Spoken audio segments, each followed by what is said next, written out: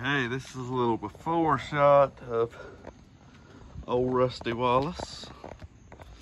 We're getting ready to do a 3-inch front, 5-inch back. It's axle flip on the back. Drop her down some. See her little 351 Windsor. We got a lot of cleaning up to do, but it's gonna be fun. It means lots of videos coming.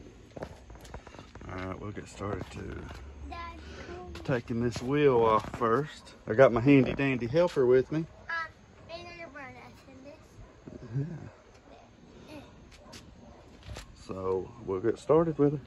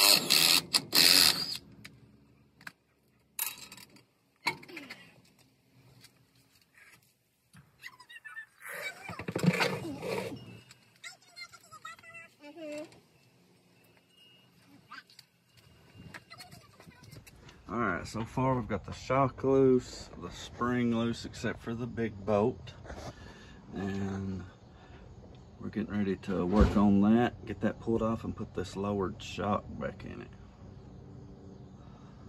So let's get that done. Okay, we had to get this bad boy on her to break this nut loose. It's 1 1/8 inch and it's a beast. Spray her down with some liquid wrench or WD-40 a day or two ahead of time if you can. So now I've improvised a little bit. I've got my 1/2 inch Craftsman wrench on there, a lot of sockets, and this breaker bar so I can ratchet it and not have to reset it every time with that daggone big long breaker bar. So we'll finish getting this off here and then pull that spring.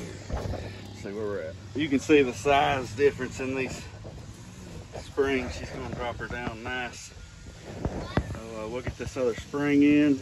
We'll have to jack up this arm to get the spring holder in. And guys, as you can see right here, this is the same one except it's taller. Yes, and we're going with the shorter one, ain't we, Abe? Yeah. All right.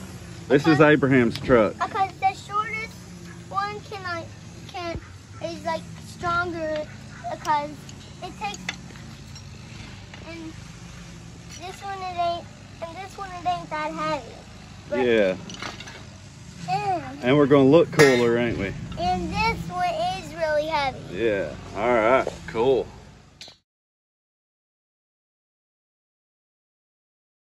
Okay, so tightening this bolt back up, I checked on the internet for torque specs and it said from 75 to 100 pounds. That's a pretty big gap, so I'm gonna do just 100 pounds. See what it does, just to be safe.